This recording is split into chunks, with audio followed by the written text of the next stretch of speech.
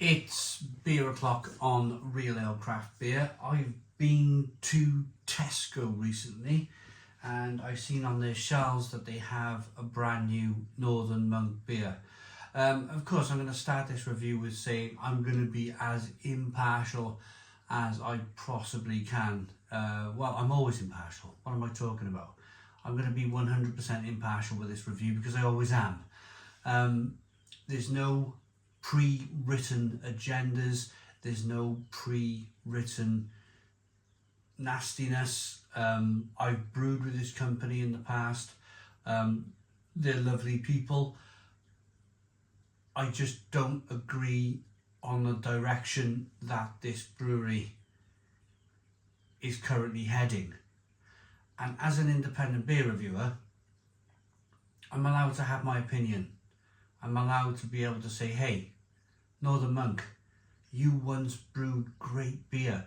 Can you please do it again? Can you go back to brewing great beer? It's not too late. It's not too late. But this is a situation where I'm in really. I was picking this can of beer up from the Tesco shelf, looking at it and going, I'm going to review this beer, but if this was for personal consumption, I'd put it back on the shelf. This doesn't sound like my cup of tea at all.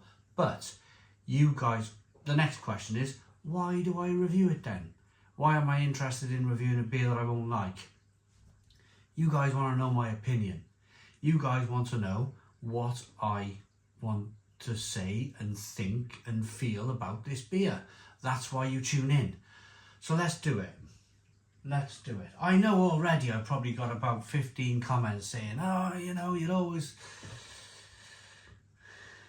don't like sweet beer. Why are you reviewing a sweet beer? Well, because here we are, isn't it? People want my opinion.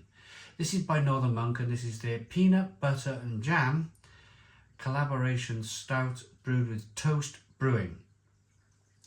Toast have gone through a rebrand in the last couple of months. It seems like they've moved their beers from Waitrose. They've moved their beers to try and get a bigger presence in Aldi. They're now in Aldi. They're not in Waitrose anymore. They're now brewing a beer with Northern Monk. So you're thinking Toast, they're a brewery that uses surplus bread, and then you're thinking Northern Monk are coming along with their peanut butter and jam, and you know, there's the collaboration. The can cost me £3.50. It's 8.4% ABV. Let's get the beer out into a glass and see what we get. So I think this is one of their, it's got Faith in Futures on the back of the can. So this is one of their Faith in Futures beers, which, I mean, goodness me, the Faith in Futures beers, they were the Rolls Royce back in the day of British craft brewing at its finest.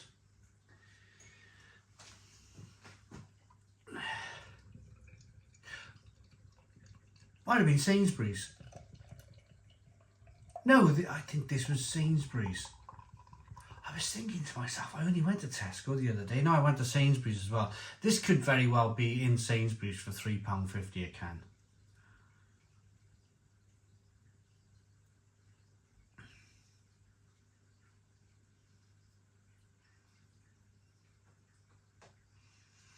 And reviewing this with the news, the sad news that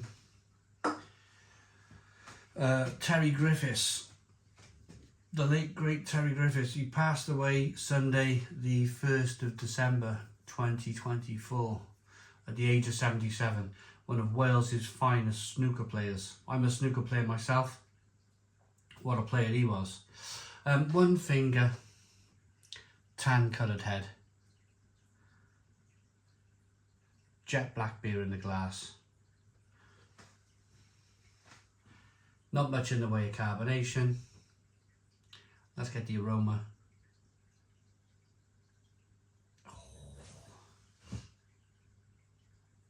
Smells like Black Forest Gatto.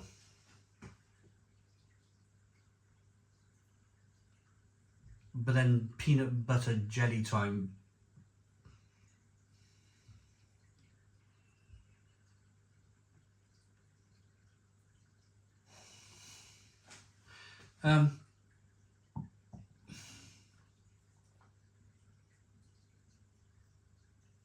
A little bit of roasted malt in there, a little bit of malt, lots of jam, lots of synthetic jam aromas, lots of synthetic peanut aromas, some roasted malt. The ABV seems well hidden at 8.4. Let's dive in. Cheers, everybody.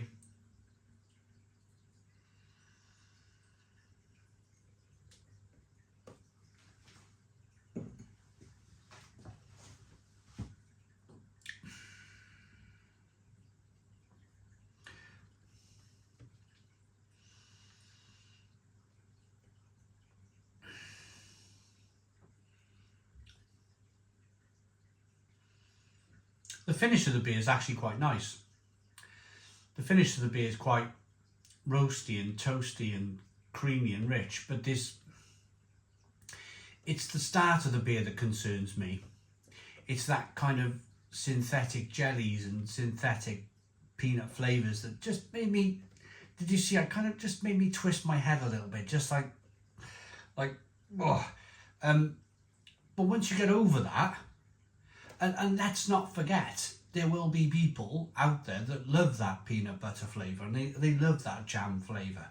So they won't be doing that like I did, they'll be doing that. But there is some promise in the beer. There is some promise in the beer. The beer finishes quite well. The beer finishes with some roastiness and toastiness. It's definitely kind of Imperial Stout-esque.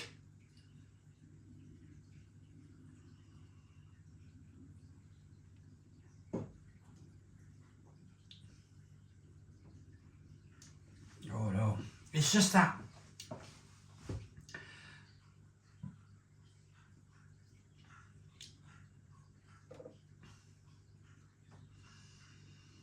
it's that peanut butter jam flavour that unfortunately is too much for my... I know for a fact, like I have here another Yorkshire brewery, Black Sheep, and they brew a pretty decent-ish 8.5% ABV Imperial Stout, and this is just brewed with roasted malt, and they talk about rich, punchy maltiness, chocolate, licorice, dried fruit flavours, met with peppery hoppiness. And that's my idea of an Imperial Stout.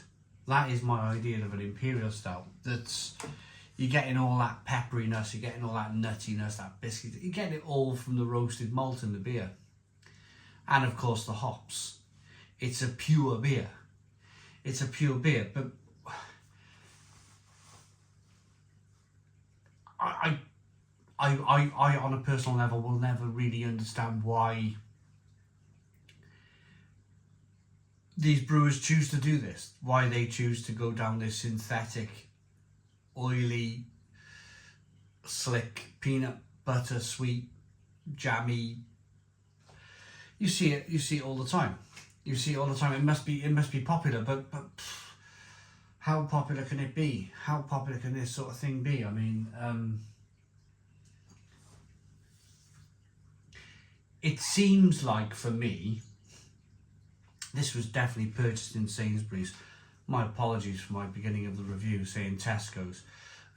But Sainsbury's were the last of the big four supermarkets to get into craft beer. And it seems like because they were last to get in, they're last to get out. Morrison's are not really doing too much in craft beer now. Tesco have pretty much stalled on their craft beer. They went from 2 to 3 great big shelves in their supermarket, so they've reduced it back down to 1 shelf of craft beer. A lot of that now is Brewdog. So it seems like the experiment for these supermarkets in terms of craft beer is over. It seems like, but it almost seems like that they've done what they needed to do. It almost seems like the agenda, the mission to probably dirty the name of craft beer has been successful for these supermarkets. They've gone, haha, done and dusted. We've ruined it. We've wrecked it enough that there's no more threat anymore, because there were bottle shops opening everywhere. There were people drinking craft beers in bars. You've got the Untapped app, and craft beer was growing and growing and growing. And it's almost as if the supermarkets, certainly Tesco, throughout the you know, when the police they try and stop a stolen car, they'll throw out a load of nails in the road on a strip of plastic, and they'll puncture the tyres. It's almost as if the supermarkets alone have punctured and damaged the craft beer market by confusing people with, you know, beers like this. It's a real shame. It's a real shame. That, with cost of living and everything else that's happened, we've had a nasty few years. It really seems to have stalled craft beer. I don't know what 2025 holds for craft beer, to be honest with you. If